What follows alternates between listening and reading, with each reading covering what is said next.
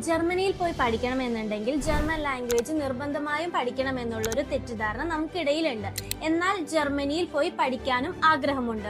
എന്നാൽ ഞാൻ നിങ്ങളോടൊരു കാര്യം പറയാം, ജർമ്മനിയിൽ പോയി പഠിക്കാനായിട്ട് ജർമ്മൻ ലാംഗ്വേജിന്റെ ഒരാവശ്യവുമില്ല. മാത്രമല്ല ക്ലാസ്സസ് എല്ലാം വരുന്നത് ഇംഗ്ലീഷ് ലാംഗ്വേജിലാണ്. ജർമ്മൻസിനാണെങ്കിൽ ഒരുവിധം ഇംഗ്ലീഷ് അറിയാം. ജർമ്മനിയിൽ പോയിട്ട് ജർമ്മൻ ലാംഗ്വേജ് ഫ്രീ ആയിട്ട് പഠിക്കാനുള്ള ഓപ്ഷൻസും നമുക്ക് വരുന്നുണ്ട്. അക്കാഡമിക് മാർക്ക് 50% ഓർ അതിൽ താഴെയാണെങ്കിലും അപ്ലൈ ചെയ്യാം.